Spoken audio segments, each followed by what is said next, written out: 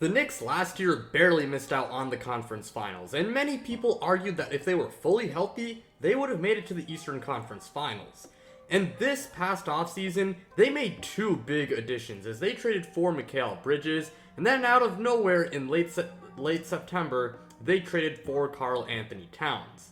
Now, many people are split on the moves, with some people believing that these additions and a fully healthy squad will lead to them being a finals contender, while others believe that these moves are going to flop. So in today's video, I decided to come on here and talk about the Knicks and answer the question on if they are a true title contender.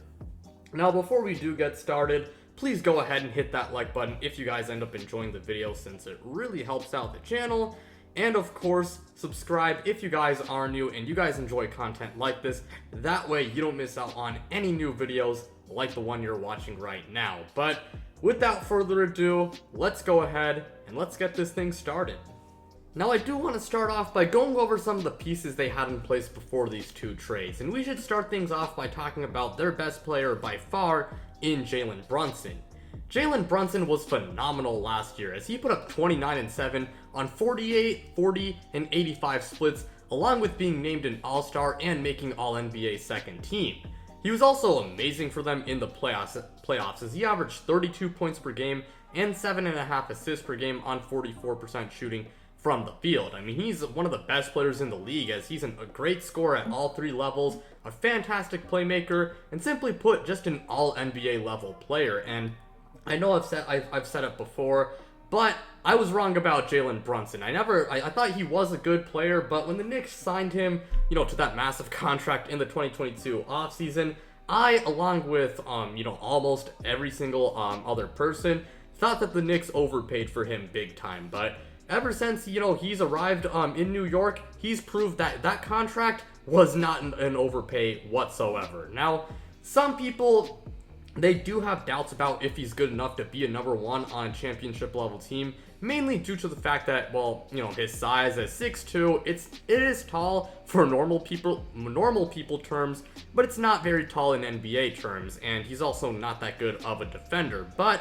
I do think he can be a number one on a championship level team, as he is one of the best offensive players in the league, and he does elevate his game in the playoffs. And again, he is an All-NBA level player, and one of the best players in the league, and that's really all I have to say for Jalen Brunson. Along with that, New York did acquire OG Anunoby last year at the trade deadline, and while he did struggle with injuries in 2024, when he's on the court, he is a good starting level player as he is an elite defender, a pretty good floor spacer, and a pretty decent scorer as well. All he really needs to do is stay healthy for them. They also do have pretty good role players, as Mitchell Robinson, he did struggle with injuries, again, like OG Anunoby, but when he's healthy, he is a pretty good defensive big man. You also got Josh Hart, who's a superb role player, as he's a fantastic rebounder, a great defender, a really good hustle guy, and while he can't really space the floor, he is pretty good off the ball, on the offensive side of the court, and is overall just a really good role player. You also got Miles McBride, and he really came onto the scene in the second half of last year as a 3-and-D guard. And I do think that moving forward, he should be a pretty critical piece for them off the bench. But now that we've gone over those guys, let's now talk about their two big offseason acquisitions, starting things off with Mikal Bridges. The Knicks, as I mentioned before, traded for Mikal Bridges this offseason, and in the process, they ended up giving up 5 first-round picks and a pick swap, which made the move controversial, as while Mikal Bridges is a good starting level player to even a borderline all-star player at his best, he's not really a superstar or like a bona fide all-star level guy. And I don't hate the acquisition, as Mikal Bridges, he is a good player, and he does provide really good defense. He's a pretty good shooter, he's a solid scorer, and I think he can be, like a secondary shot creator on this team. And as I said before, again, he is a good starting level player to a borderline all-star level player. And I know, however, while I do know that draft picks in the NBA aren't as valuable compared to other sports leagues like the NFL, 5 first rounders and a pick swap is way too much for a guy of his caliber, and I do believe that New York overpaid to acquire him. If it was 2 to 3 first round picks, I would be fine with it, but 5 first round picks, again, that is way too much. But with that said, while I'm not a fan of the capital used to get him, the actual addition of him is actually pretty good, if that does make sense, as he does give New York another scoring option and shot creator, and he's a really good defender.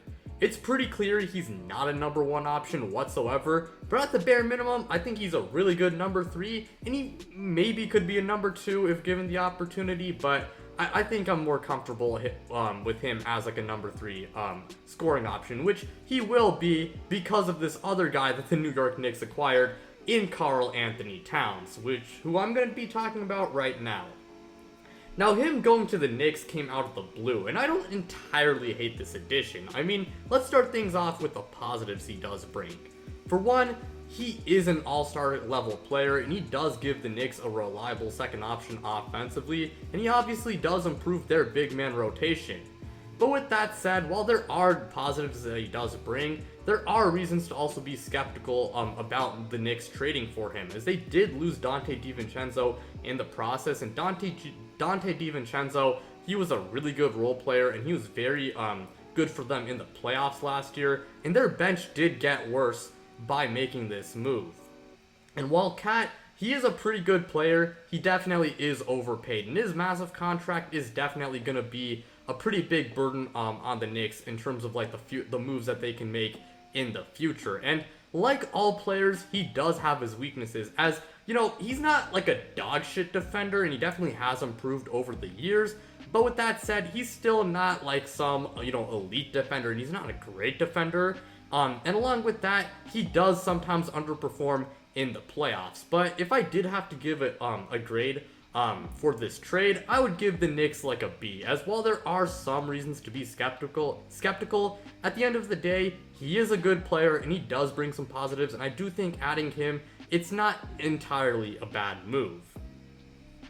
Along with that, the Knicks got a really good head coach in Tom Thibodeau, and he's been a really big reason why the Knicks have turned it around in the past few years. I mean, he's a really good defensive mind, and last year, despite the fact that they dealt with a ton of injuries to guys like OG Anunoby and Mitchell Robinson, they were 10th in defensive rating and 2nd in opponent points per game. And as long as they stay healthy, New York should be a really good defensive team, given the personnel that they have with guys like OG Anunoby, Mikal Bridges, Josh Hart, Mitchell Robinson, and Miles McBride, and of course, Tom Thibodeau himself. But with all that out of the way, as far as the Knicks and how good of a team they are a lock to make the playoffs. That is for sure, and I think they're going to be a top 4 seed in the Eastern Conference at the bare minimum. They are a very good team, but with that said, if they do want to win a title, there are a few X factors that do need to be answered. Those being, 1, can Karl Anthony Towns show up in the playoffs and be the number 2 option that New York, needs him to be? Because that is exactly why they acquired him. They wanted another all-star caliber player and shot creator next to Jalen Brunson, and I guess they also want to improve their big rotation as well. But Karl Anthony Towns, he has to play, he has to play very well in the playoffs, obviously, if the Knicks do want to go all the way.